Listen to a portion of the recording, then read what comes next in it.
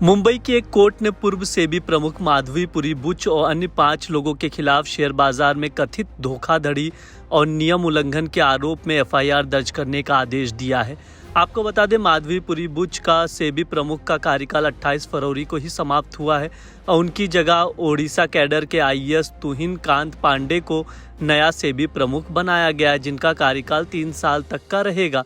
ये आदेश स्पेशल जज बांगेर ने ठाणे बेस्ड जर्नलिस्ट सपन श्रीवास्तव की ओर से दायर याचिका पर दिया है। सपन ने स्टॉक एक्सचेंज पर एक कंपनी की लिस्टिंग में बड़े पैमाने पर फाइनेंशियल फ्रॉड और भ्रष्टाचार का आरोप लगाया था। शिकायतकर्ता ने 3 तर्क दिए हैं। पहला तर्क यह है कि सेबी के अधिकारी अपने वैधानिक कर्तव्य में विफल रहे।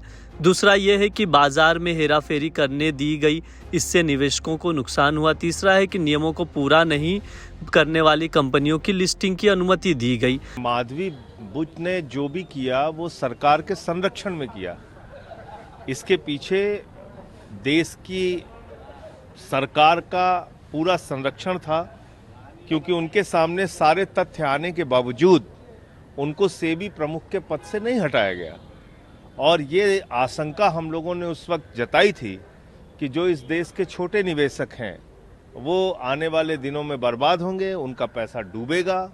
और आपने ऐसे व्यक्ति को कैसे, एक ऐसी महिला को जिसका खुद का अपना इंटरेस्ट जुड़ा हुआ है, उसको आपने कैसे सेबी का प्रमुख बना दिया, जिसके ऊपर खुद कई मामले हैं, उसको आपने कैसे सेबी का प्रमुख बना दिया। लेकिन इन बातों को दुर्भाग्य से प्रधानमंत्री नरेंद्र मोदी जी ने और भारतीय जनता पार्टी की सरकार ने नज़रअंदाज किया। और आज उसका खामियाजा आप देखिए कि पिछले 30 वर्षों में जो कुछ नहीं हुआ वो मोदी सरकार में हो रहा है। 5 महीने से लगातार निफ्टी गिर रहा है और लगभग 92 लाख करोड़ रुपए इस देश के लोगों का डूब चुका है। उसमें कौन है? मिडिल क्लास के लोग, आम लोग, जो अपनी जिंदगी की गाढ़ी कमाई का पैसा शेयर मार्केट में लगाते हैं, प्रधानमंत्री के भरोसे, गृह मंत्री अमित शाह के भरोसे, निर्मला सीतारमण जी के भरोसे। क्योंकि ये लोग कहते हैं कि आप शेयर खरीद लो और 4 जून तक ये कमाल होने वाला है और ऐसा होने वाला है और वैसा होने वाला है। और क्या हो रहा है हिंदुस्तान के अंदर?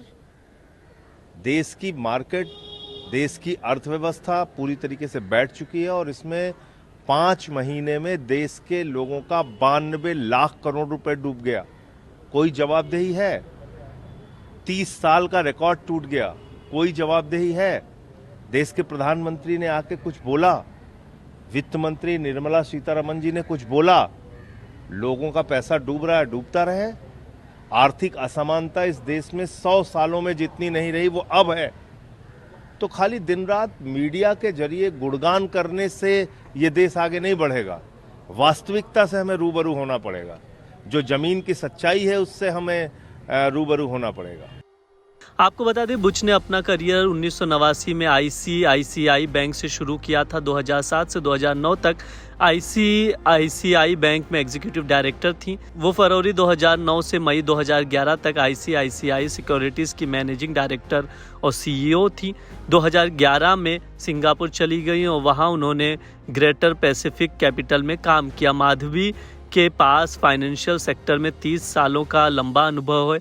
वे सेबी की तमाम कमिटियों में पहले भी रह चुकी हैं। वे अभी इसकी एडवाइजरी कमेटी में थीं।